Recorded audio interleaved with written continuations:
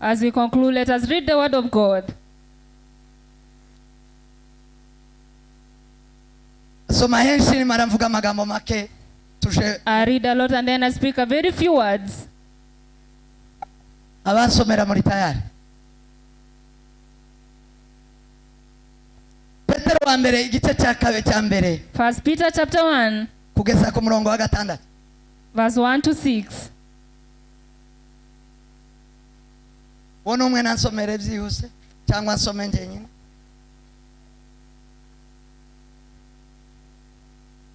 Igice cya kabiri umurongo wa mbere kugeza ku wa 6. First Peter chapter 2 from verse 1 to verse 6. Turasoma henshi mumfashe tugire vuba vuba. Nuko mwiyambure igomwa ryose, uko mwiyambure igomwa ryose, n'uburiganya bwose, n'uburyarya n'ishari, no gusebanya kose, mumere nk'impinja zivutse vuba, mwifuze amata y'umwuka, adafunguye, kugira ngo abarere abakuze, abageze ku gakiza. Niba mwarasogongeye, ukamenya yuko umwami wacu agira neza, nimumwegere niwe buye rizima, ryanzwe n'abantu, ariko ku Mana ryaratoranijwe, ari igiciro cyinshi. Namwe mwubakwe ugeze ku murongo wa 5. Namwe mwubakwe nk'amabuye mazima, kugira ngo mube inzu y'umwuka, n'ubwoko bw'abatanzi bwera, bwo gutamba ibitambo by'umwuka bishimwa n'Imana ku bwa Yesu Kristo. Amen. Luka igice cya mbere umurongo wa 82. Luke chapter 1 and verse 50. Luka igice cya mbere 82.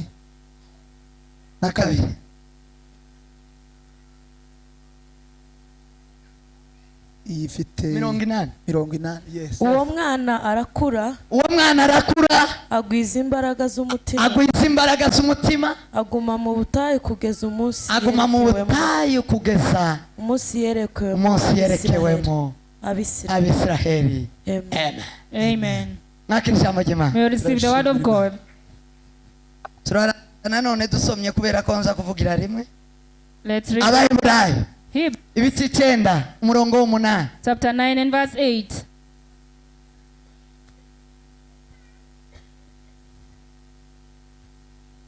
Nuko rero icyo umwuka wera atumenyesha, nuko inzira ija hera cyane yari itarerekanwa, ihema rya mbere rikiriho, yego, ari ryo ryashushanywaga iby'iki gihe cya none, yego, ubwo abakurikizaga amategeko yaryo batura amaturo bagatamba ibitambo, yego, bitakibasha gutunganya rwose umutima w'ubitura, kuko ibyo hamwe n'ibibwiriza iby'ibyo kurya no kunywa no kwiyiriza no kuyibiriza no kujabika, kwiyiriza no kujabika by'uburyo bwinshi, yes, ari amategeko yo mu buryo bw'abantu gusa, yategetswe kugeza ku gihe cyo gutunganywa. Ariko Kristo amaze kuza ahinduka umutambyi mukuru. Soma neza ufashije ubona kandi wihuta. Ariko Kristo amaze kuza ahinduka umutambyi mukuru w'ibyiza bizaba,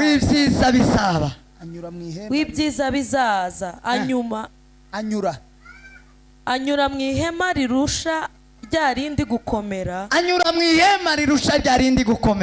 no gutungana rwose, ritaremwe n'intoki. Ibyo ni ukuvuga ngo ritari iryo mu byaremwe ibi, kandi ntiyinjijwe ahera cyane n'amaraso y'ihene cyangwa n'ay'ibimasa, amaraso y'ihene cyangwa y'ibimasa, ahubwo yinjijwe rimwe n'amaraso ye, yinjirijwe rimwe gusa n'amaraso ye, amaze kutubonera gucungurwa kw'iteka. kutubonera gucungurwa kw'iteka. Amen. Mwakira ijambo ry'Imana. Receive the word of God. nagira ngo nganire bukeya aya magambo tuje twegera I uruhu. want to share shortly these words and then we share the table, the holy table. nshaka kuvuga kubera umukutano batuzaniye ijambo gukura.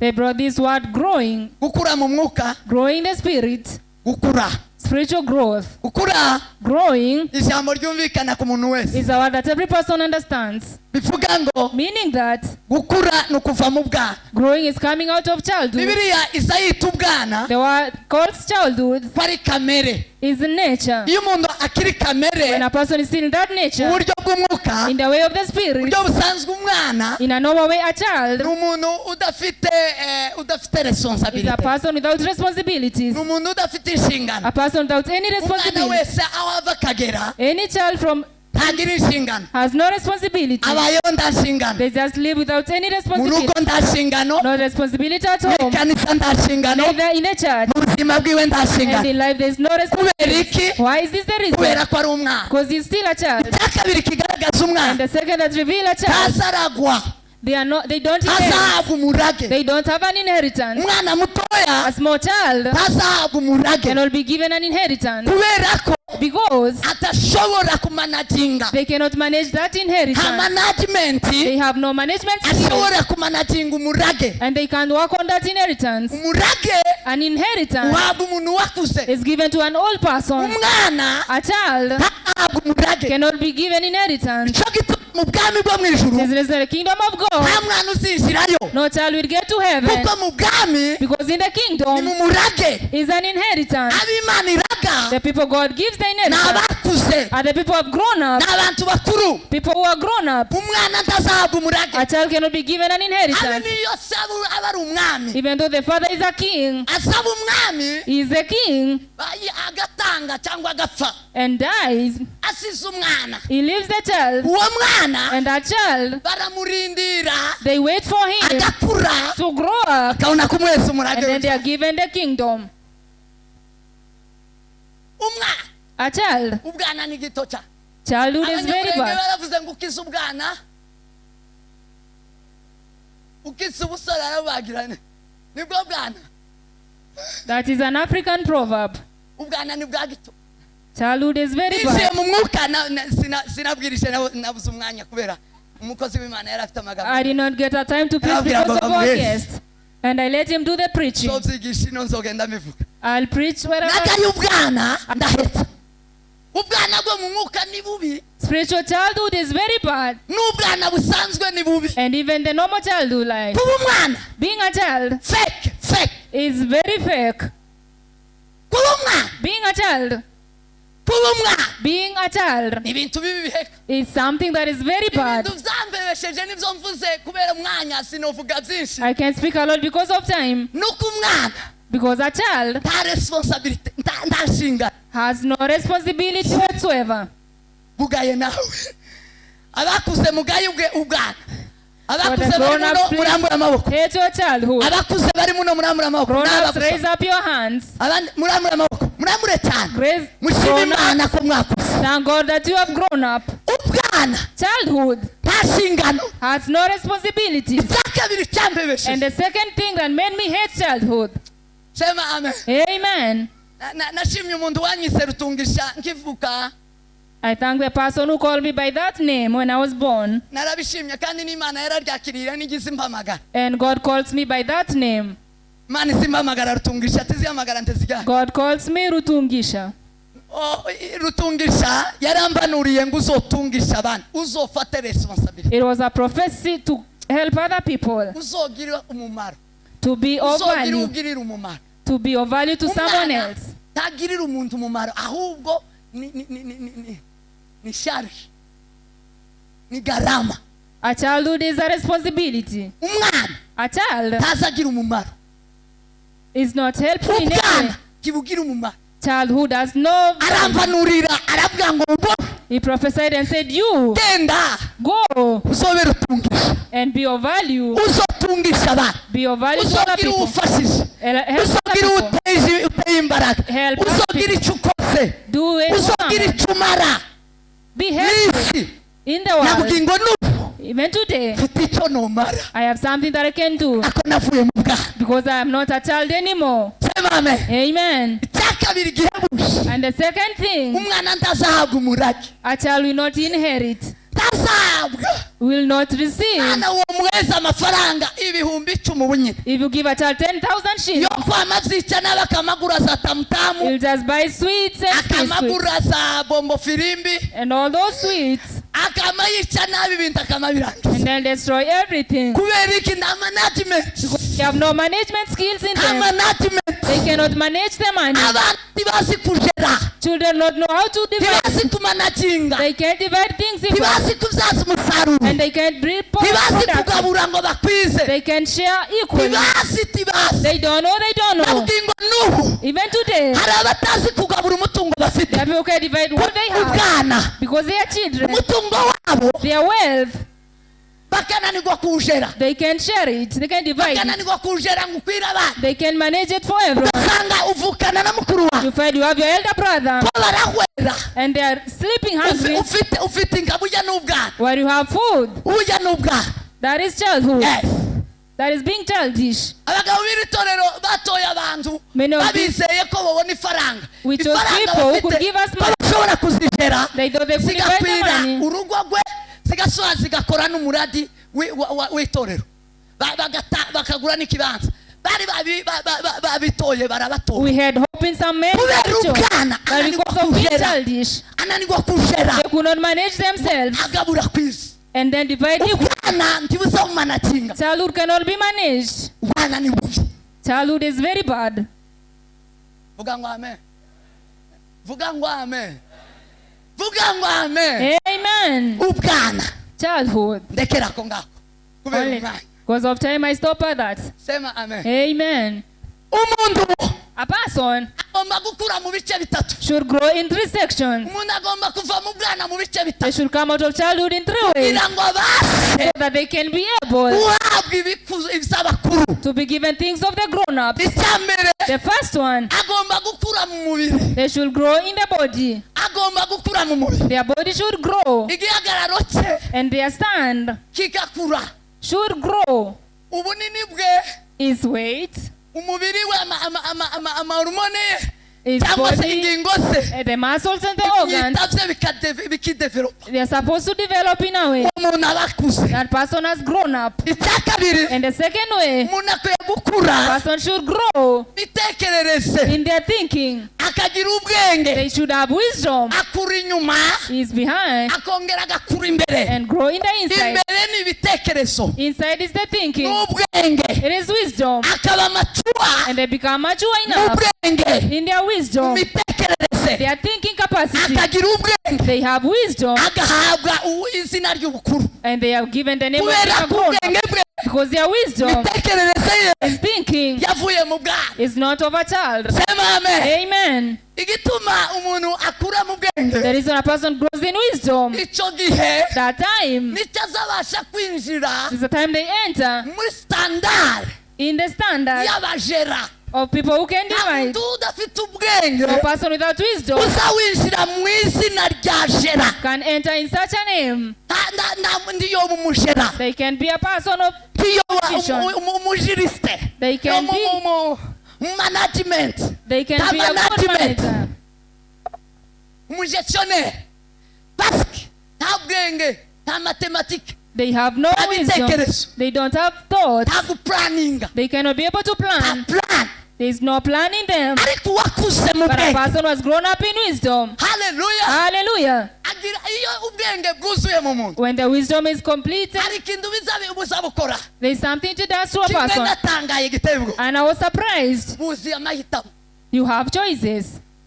sema amen Amen. ubwenge bwuzuye buri perfect Wisdom that is complete buzi guhitamo knows how to choose. ubwenge bushubangana Wisdom that is not Kibugira very amahitamo. shaky It is not cyo choice. gituma usanga umuntu nikigegweho This bakamuyoberwa is the reason you find a person changing one day after agira another. ubwenge budafashe They have wisdom that is shaky, akayoberana and you can't understand abantu them. bakabura aho bamufata People don't know where to hold you. none ni umukristo Today they are Christians, ejo ni umupagani tomorrow they are pagan. n'iki ni gutya They just bamubona keep ukabona changing. ibyo akoze You see things they are ikibazo doing, afite and the problem they nta have, bukure nta maturite they never grew in wisdom. nta maturite afite They don't have the mu buryo wisdom bw'imbere in the inside. iyo aza kugira maturite If they were mature, aba afite guhitamo they could have choices. aba afite amahitamo meza They could have good choices. umuntu ukomeye mu buryo bw'umwuka A person great in mu spirit buryo bw'ubwenge and the way of wisdom, azi amahitamo they know how to make choices. akingiye kanisani When they enter the church, anaingia he enters. yarabitubwiye He told us, iyo umuntu yageze hano when a person comes here, amahitamo aba inyuma the choices are iyo outside. winjiye mu When ikanisa you enter into the church, ayandi mahitamo you agomba don't have kuba any other choice. haba hagiyeho kuzuza It is only to complete ibiri mu ikanisa what is in the church, kubera ko because wahisemo kuja mu you ikanisa chose to come to church. umuntu wahisemo kuza hano Person has chosen to come yamara here adakora ibyo and hano then does not do things of this bivuge ko place. atarakura neza Since you are not yet grown, wamenye ko yahisemo to know that you have chosen icyo yahisemo and what you chose ukucyuzuza gusa is to complete only. iyo uhisemo ikintu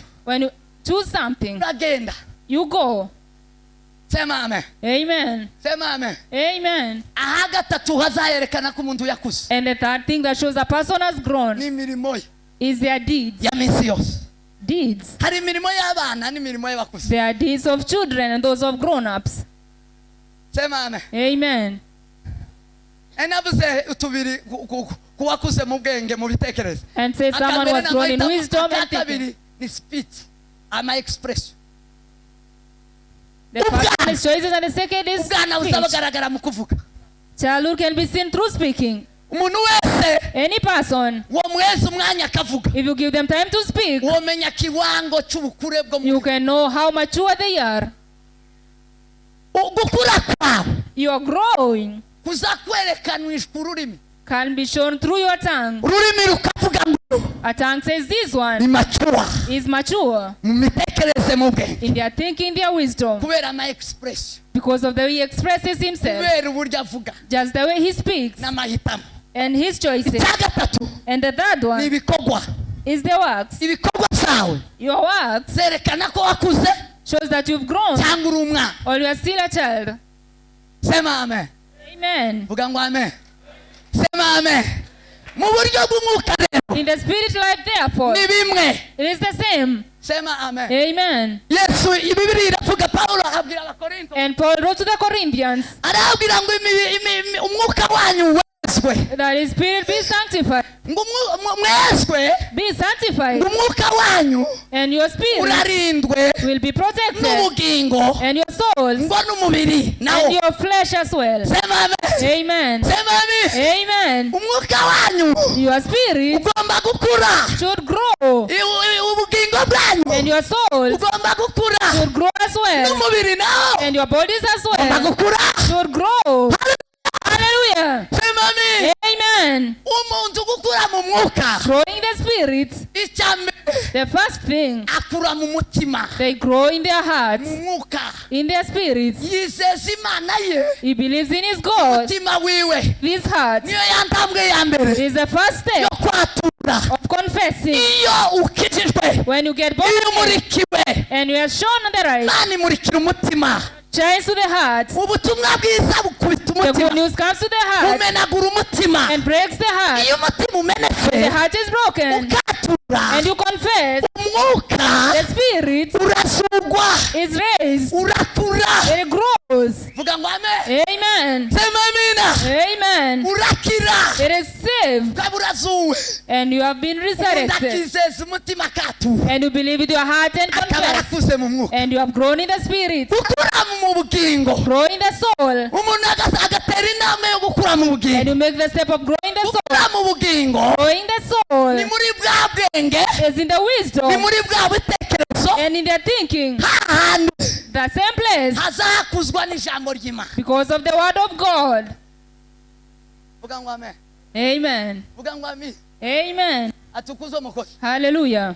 umuntu yatura rimwe risa A person confesses once, ava mu isi y'ibyaha coming from the world of sin aja mu isi y'umwuka. to the world of the Spirit. Iyo ushitse mu isi y'umwuka When you come to the world of the Spirit, sema amen. amen, Vuga ngo amen. amen. Uba uvutse uri umwana uri bebe, You are a newborn baby. uri umwana, You are a baby. umwana wo mu mwuka. And a baby in the Spirit. Bibiliya yamuvuze Petero yamuvuze mu gice cya kabiri. Peter said in chapter 2, yavuze ngo icya mbere uzomusangana the first thing you will find ngo in ni him, umunyeshari.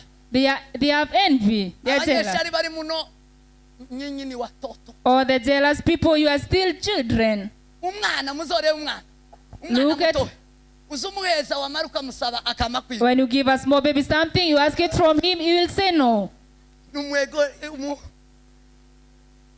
umuntu wikunda cyane. There are people who love themselves very much. Umwana wo mu mwuka nawe nuko ameze. A baby in the Spirit is still the same. Icya mbere agira. The first thing they have, Iyo usoma na Timoteyo. when you read Timothy as well, Timoteyo ni igice cya gatatu abakorinto ba mbere. 1 Corinthians Igice cya gatatu naho avuga umwana. chapter 3 speaks about Ariwe a baby. kamere. Umwana muri Bibiliya ni kamere. Iyo bavuze umuntu kamere, iyo bavuze kamere aba ari umwana. When they Mu buryo speak about the bw'umwuka. nature, they are speaking of the child. None uwo mwana kandi ariwe kamere, That baby who ari is the nature. umunyakamere, icya mbere ngo agire ishari. The first thing they have envy. Icya kabiri ngo ni umunyamahane. Second thing they have malice. Icya gatatu ngo ni umuntu w'amakimbirane. And the third person, analeta amazosano. They are hypocrites. Timuzamona aya makanisa acikamwo cyangwa abantu bakagwana cyangwa bagatongana. Do you see people fighting? Bagwishije abana. It is because Muburyo people are bw'umwuka. children in the Spirit. Umwana mu mwuka A child in the Spirit ni ishari, is envy, ni inzangano, hypocrisy, n'amahane. and slander. Nuzana amahane mu bagabo. When you find slander among Nubona men, umugabo wazana amahane. a person is bringing those. Bebe spirituel. They are babies in the Spirit. Umwana mu gakiza. They are babies in the Umwana Spirit. mu mwuka. Babies in Nubona the muri Spirit. korali. You find in a Hari choir, umuntu wawuzana amahane. someone is bringing Hari umuntu problems wawuzana amahoro make. and little. Bebe spirituel. Those are spiritual Nubwo babies. wawutera indirimbo. And though Wewe you're bebe. singing, you're still a spiritual baby. Bebe. A baby. Bibiliya niyo yabivuze. The Bible says so. Sema amen. Amen. Vuga ngo amen. Hallelujah. Hallelujah. Nubona umumama wawe uteranya abandi bagore. You find a person bringing conflict Akazana umuzimu ubi mu bagore. among the women. Vuga ngo ikigore kiri aha cy'icana mu mwuka. Say this is a Hari spiritual woman. ikigore cy'icana. This is a baby, though she's Hari a woman. ikigore nubwo kibyibushe ni icyana. A woman who is still a baby. Icana mu mwuka. A spiritual baby. Mubwire ngo kura. Tell them to grow up. Amen. Blessed si cyubahiro we. Praise be to Jesus. Hallelujah, hallelujah. Hallelujah. Sema amina. Amen. Umukecuru agateranya bakazana. A old Cyangwa woman who agateranya bring conflict in her children. umukazana n'umuhungu we. A daughter between daughter-in-law and the son. Uzovuge ngo mbonye igikecuru cy'icana. Tell them I've seen a old Igikecuru woman. cy'icana. A old woman who is a baby. Cyateranyije umuhungu n'umukazana. She brought conflict between the son and the daughter-in-law. Igikecuru cy'icana kura wa gikecuru we. May you grow. Amahane. Those disease Ishari. and envy. Ibyo ni ukwerekana ubwana. Those shows babies in Ubwana the bwo mu spirit. buryo bw'umwuka. Spiritual babies. Uwo muntu That a person. yarakize umwuka. Ariko ikibazo The ubugingo problem- bwiwe tibwakuze. Their wisdom did not grow. Their soul. Ubwenge bwiwe mu buryo bw'umwuka. Their wisdom in the spirit. Ubwenge buracuzinga. Wisdom chooses. Nababwiye ngo busa ubutandukanye ikibi So n'ikizi. it's differentiate good and Gucuzinga bad. ni ugutandukanya ikibi n'ikizi. To choose is to Iyo umuntu differentiate. atakuze mu gakiza If you have not got salvation, ntazamenya gutandukanya ikibi you n'ikizi. don't know to differentiate good and aza bad. yamaguma gukora ibibi kandi ari mu nzu It's y'Imana. just to, Timuzi ariko don't you know? timuzi ba mama bo baranzi n'abavandimwe baje. Don't you know? Naza mbabwira nije wazibabuza kandi nije wagwanye cyane kubarusha. I was telling them not to fight, but I fought before myself. Atangiye kugwana muturanye ataravuka. I started fighting before he was born. Ndagwana kugeza akuze ejo bundi. I fought until a few days ago. Mumare menya ko ndi umwana muri spirit. And then I found out I'm still a spiritual baby. ndabyihana ndakura. I repented and I matured. Ndavuga ngo sinzosubira kugwa. And I said I'll never fight Amahane. again. N'ishari Principles and envy no gusebanya and hypocrisy. n'ubwana spirituel. That is spiritual babies. Hallelujah. Sema amina. Amen. Iyo rero umuntu ageze mu bugingo. When you come to Iyo the umaze soul, kwatura when you have confessed, usuje uregwa You come to a place niyo where Petero yavuze and Peter said, ngo munywa amata y'umwuka. I drink milk of the Bibiliya Spirit. ijambo ry'Imana muri version y'icyongereza The word of ya God Kingdom ya King James in the King James Version, iravuga ngo munywa amata y'ijambo ry'Imana. it says, drink milk of the word of God. Sema amen. Amen. Milk of what? Milk of the word of God.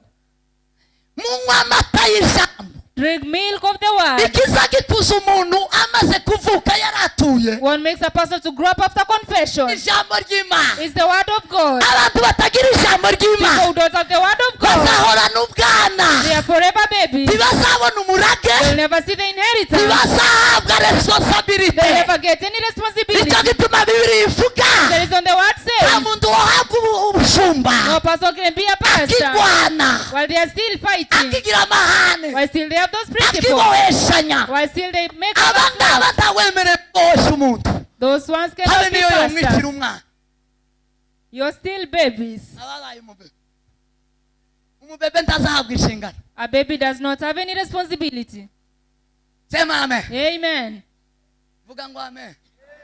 Haleluya, haleluya. Amen. Mwakira ijambo You ry'Uwiteka. receive the word of the Spirit. Mwakira ijambo ry'Imana. You receive the word of God. Ubugingo bwawe buzokuzwa n'ijambo ry'Imana. Your soul will grow because of the Spirit word. Imitekerereze yawe izokuzwa n'ijambo Your ry'Imana. thinking will grow because of the word. Nimutanywa amata y'ijambo If you don't drink word, the tuzokura word, uzoguma mu bwana. you will not grow at all. Ikikuza umuntu What makes a person to grow up ijambo ry'Imana. is the word of God. Nimurya ijambo, Eat the word. nimwumva ijambo. Hear the word. Pawulo aravuga ngo Paul said that ijambo ry'Imana rigwire, the word of God be complete. rigwije ubwenge. Wisdom. Wa Amen. ijambo ry'Imana niriba muri mwe The word ryose of God be on you. rizabahesha ubwenge. It will give you wisdom. Muve mu ishyari, And you come out of muve mu envy gusebanya, and hypocrisy muve mu mahane, and those slander. muve mu bwana. Come out of being babies Uburakuzi. and grow. Aha gatatu And the third one ni umubiri. is the flesh, Aravuga ngo n'umubiri urarinda. the body. Amen. Umubiri urarinda. The body is Umubiri protected. The body, umubiri w'umukristo the body of a Christian ugomba kuba smart. should be smart. Umuntu wakuze mu mwuka, A person who has grown in the spirit, umubiri we ntazawanika, their body is not exposed. ntazakora ibiteye isoni. They don't do shameful things. Narababwiye ningi iyo narindi. I told them on Sunday. Ikintu cya mbere cyatumye Imana yerekerayo Yesu abambwe The first thing got done because Jesus was crucified ngo nuko yari amaze kwishyiraho iby'isoni nke byose. is because he had all the shameful things on him. Imana yamayereka nicyo kintu cyangwa mu bwami bwo mu ijuru kurenga It is the thing the kingdom of God hates more nicyo than kintu anything kiza else. cyama gikingura iyo imivumo yose iba. It opens all the curses. Ni ikintu cy'urukozasoni. They are things of shame. Ikintu cy'urukozasoni Anything that is shameful mu ijuru in heaven, iyo ugikoze Imana izayamayekera. when you do it, God turns Imivumo ikazicucumuka nka kujya kw'imvura. and all the curses fall on you. Icyatumye Yesu nawe yamataka, Mana ni iki And kikundekesheje? Jesus cried, Jesus, my Lord, Lakini my God, why have you nizi done soni me? nke Yesu yari amaze kwishyiraho. It is because of the shame that was Jesus. Bari bamwambusa He was naked ngo baramuhemura ku mugaragaro, bamwita icomanzi, in public. bamwita umupagani. And he was Ibyaha called a byacu pagan. byose byari bimaze all our kumugaragaraho. sins were on him. Abasambanye Yesu yazamagaragaraho All the ubusambanyi, fornicators, Jesus abambaye took them. ubusa Yesu yazamagaragaraho All the naked. kwambara ubusa, abakoze amanyamba, bijya zose biteye isoni All the utobasha shameful kuvuga. things. Pawulo yaravuze ngo ni ibintu umuntu atobasha kuvuga. Paul said there are things a person cannot Hari speak. ibintu by'urukozasoni umuntu atazabasha no kuvuga. There are shameful things that a person cannot be able Biriya to say. byose Those bigaragarira ku mubiri. they are seen on the body. Iyo umuntu utarakuze If a person has not ntazi gufata matured, neza umubiri wiwe, you don't know how to dress your body. nicyo gituma tugwijije abantu bambara ubusa There is some people are dressing bamara naked, bakaja kuri podium and then they come to the podium. babebe spirituwe. Those are spiritual babies. Vuga ngo amen. Amen. Vuga ngo amen. Amen. Vuga ngo amen. Amen. Vuga ngo amen. Amen. Bibiri iravuga ngo usenya umubiri we The word says, abasenya urusengero whoever rw'Uwiteka. destroys their body destroys the temple of the Ufata Lord. ingingo zawe When you take your n'ufata body umubiri wawe and your flesh ukawuhuza n'amarayi and bring it to the prostitute ugasambana, and you fornicate, uzaba ukojeje isoni umubiri wawe, you have ashamed your uzaba body. bigaragaza ubwana. It shows baby. Haukupa samani You are not mwili of wako. value. You don't value your nimwakire body. gukura May you n'izina rya Yesu Kristo. maturity in the name of nimukure Jesus. n'izina rya May Kristo. you mature in the name of nimukure Jesus. May you mature. imibiri yanyu Your bodies irindwe should be protected kubera gukura. because you are grown up. kubera gukura Because you have grown. urinde umubiri wawe. Protect your body. uzuja muri dushe Go to the bathroom uwagire neza. and wash your body very well. nuvamo uwambike And neza. after that, dress it nicely. nutembera utembereza And ahantu when you heza. walk nicely. takwicara aho ariho hose. Don't just sit anywhere. takufata uwo ari we wese. Don't just take any person. abamwe akanwa kabo kabaye nk'ibindi bintu ni ukugenda gusa asoma. Make sure that you don't kiss anyone. Just anyone. ubwana Childhood.